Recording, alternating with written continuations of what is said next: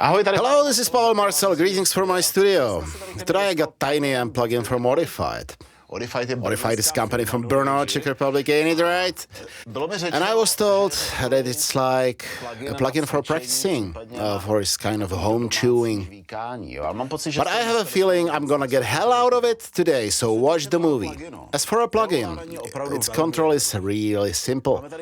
We have a one central knob here, which logically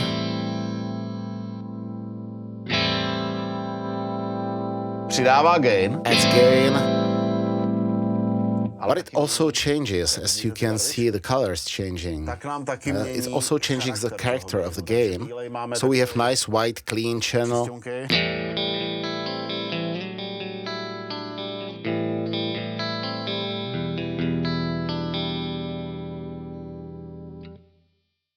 If you think it sounds really nice for being such a simple plugin, then the one next to it is Audified too, and I recommend it. It's Verb from Mr. Linda, who wrote a completely unique algorithm, which you won't find in any other machine.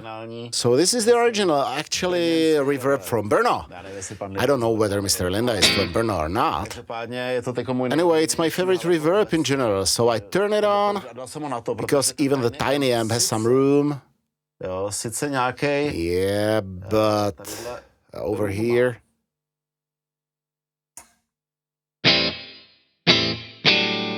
Takový. Such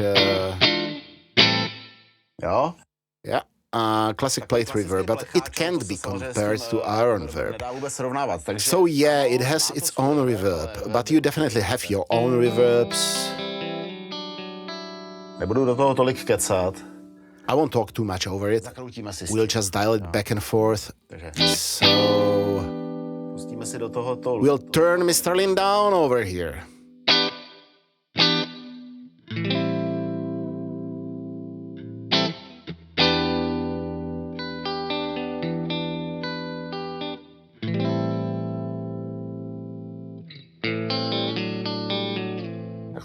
So this is the white one, right? You can imagine it.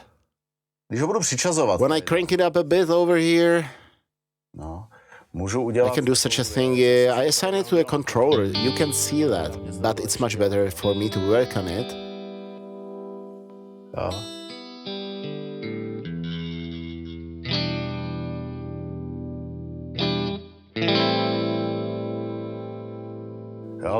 It all depends what kind of guitar you have.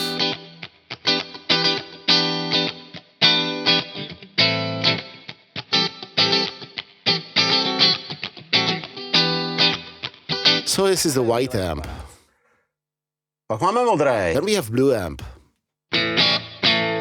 Jo, tady už bych si... Yeah, I'd better turn humbuckers on right now.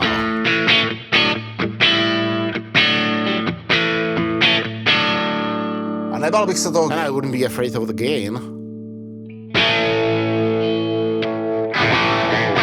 Jasně, a ke kobyle... Sure, now bridge position.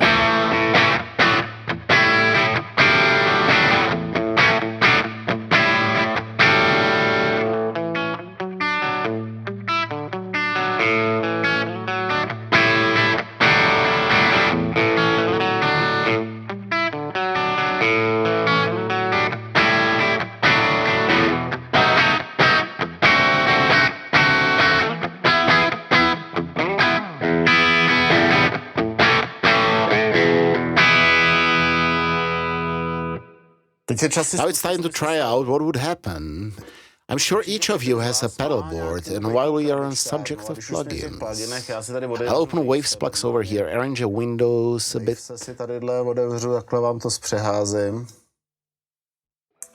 In front and behind the amp. So we have a classic overdrive compressor to the front. I would normally drive it up, I wouldn't be afraid of it.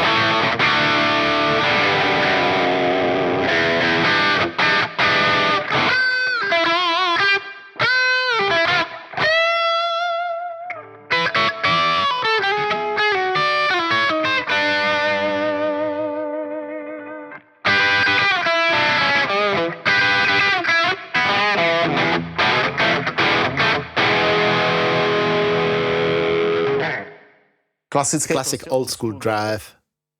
It could be. I'll turn off the drive. Let's move on. It's asking for more gain, ain't it? I'll use mouse so you can see it. So let's go to the yellow one. That's basically what I had with drive, but it sounds better than Tube Screamer.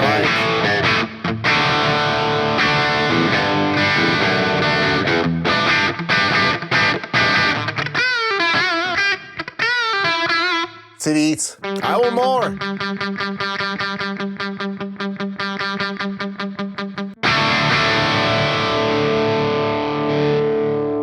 To až skoro na kraj. It's almost to the edge.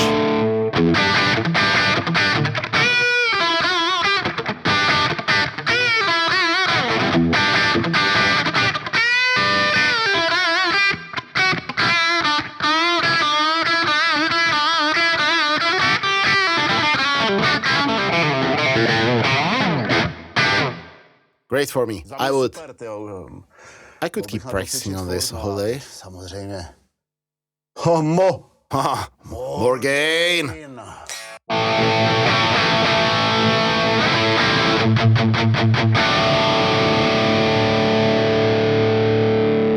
Co? More is more. Yeah.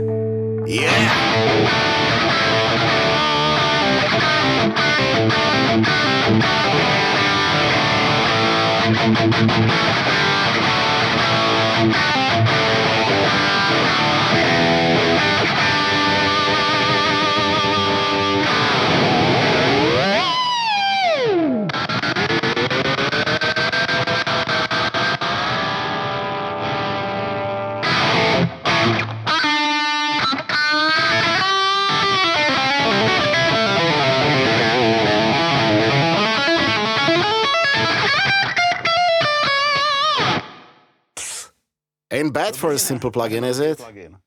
I try to play with it a little while. Dal jsem si takhle pěkně kompresor. I put a compressor to the input, so let's see how does it react. Zrovna třeba tady teď už I použiju. might use a control over here. Oh yeah!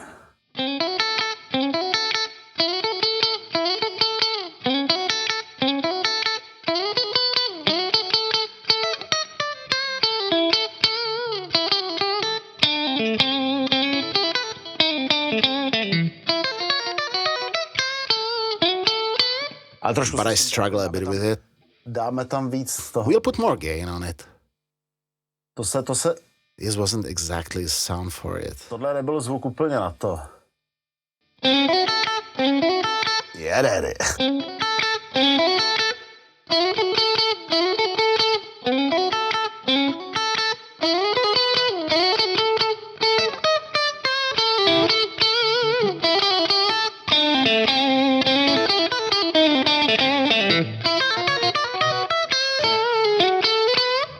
Wow.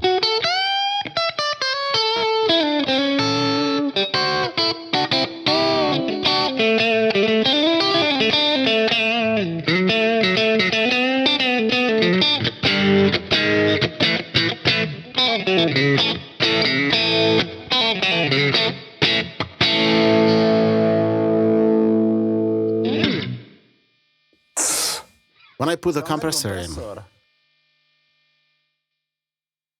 Mě napadla taková věc. I thought of something like that. Let's put a chorus behind the amp. Check this. Furt hraju na singly, mám to I play singles. Pickup are still split. Oh.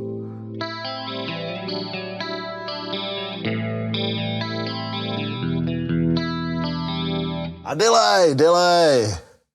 More cowbell.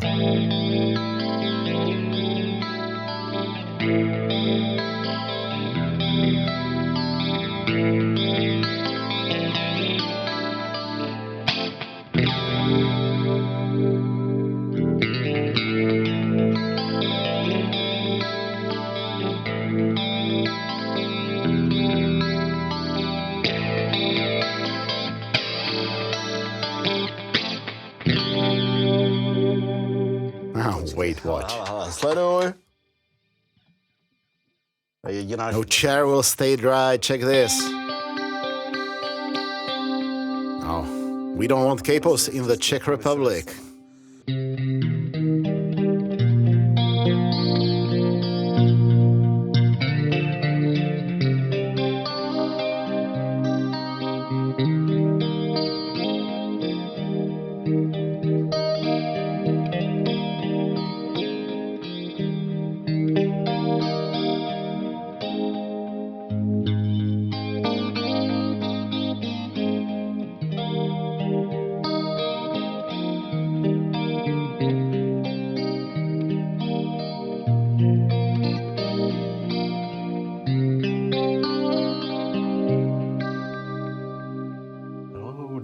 It's my old friend. Super, ne? Super for TinyAmp, ain't it?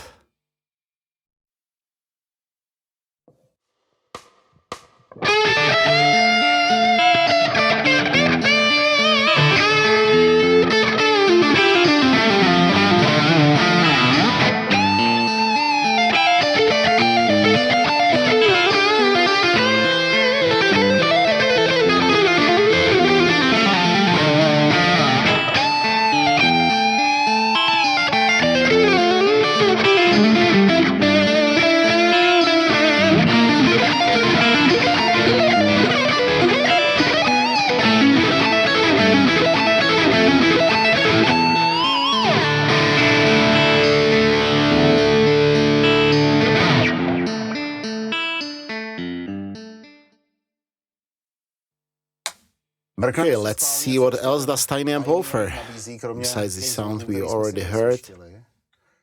We have a key here, and a tuner.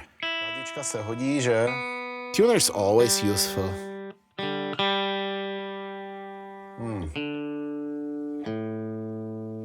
The problem with Ibanez is they are all factory tuned, so we won't find anything interesting over here, except we have a beauty on top. Audified is on the water here. No, fast, the tuning fork is accurate. I already tuned on it. The tuner is cool. Nice thing. You probably have 10 other tuners already, but when it's one plugin, you're just faster. And for example, I can show you it while I'm recording, which definitely counts because Logic won't open a tuner while in record. Not that it's a crucial function for you, but it is the job right now. Set input gain. Like it's pretty crucial. Yeah. I have the input gain tested here. Directly on the card, so I know how much to put it in order to plugins work well. You can play around with it a little.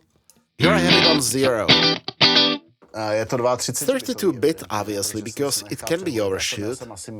I'm probably -3 when I'm whipping it. You can drive it a notch, or virtually drive it on input. And when you feel like this is shit, not metal. Which is true without the overdrive. So you can help it here with a virtual input gain.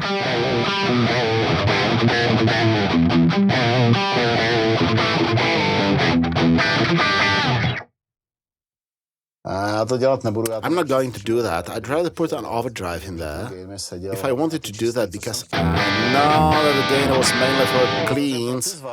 Obviously, for those of you who, like me, use the different controls because you don't like the smoothing, I'm doing it now so you can see it, but for those of you who use different knobs here, a good feature is that I can normally get to the parameters here. That means I can see the input gain very well, and I can play around with it like this.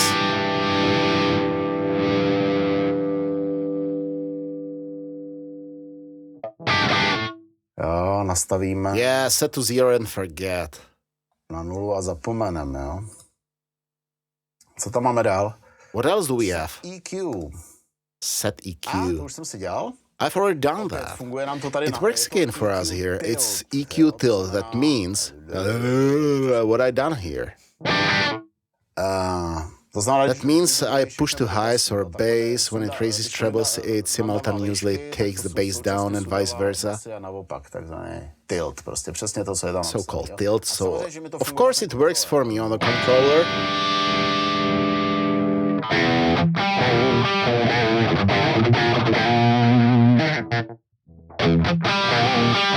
Bude spíš vidět na tom čistým. It will be more audible on clean one, by the way. Singláče, ne? Single mode. Si můžu pohrát s tím in-gainem, hele. Here I can tweak around with the in-gain. Je moc ostrý. But it's too sharp.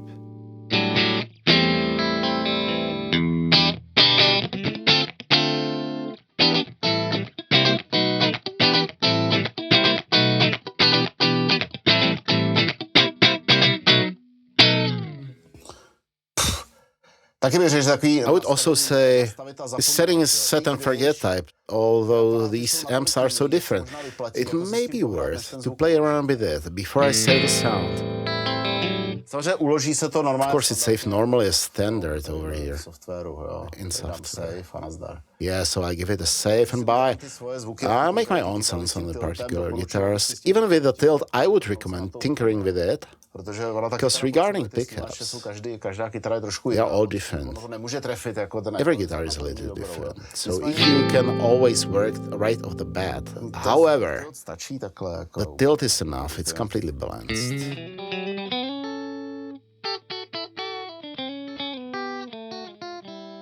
Dobrý. Good. What else do we have here? Co máme dál? Cabinet. Of course, that's how it works. I want to have it on as a simulation of cab because I don't have anything else loaded. If I switch it off on a distorted, it will be a saw, of course.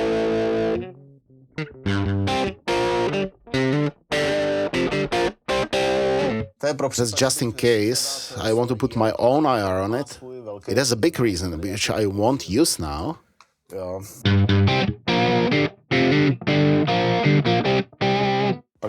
Then if I feel that I don't like this cab, then I can put some other plugin with some other cab. So in that case, it has to be turned off, and it can be turned off. So if you don't like the color, which I like, and I let it go, okay, oversampling. I'm skipping the context, sorry. So you definitely want oversampling. It makes it all higher sample rate. I can see it's taken a toll on my CPU here, I assume. That if I turn it off, it calmed down, yes. It calmed down quite a bit. But it's not the plugin that's frying the CPU. It's the video I'm recording for you at the same time. But we still keep up with 128 buffer. So I don't have to turn it off.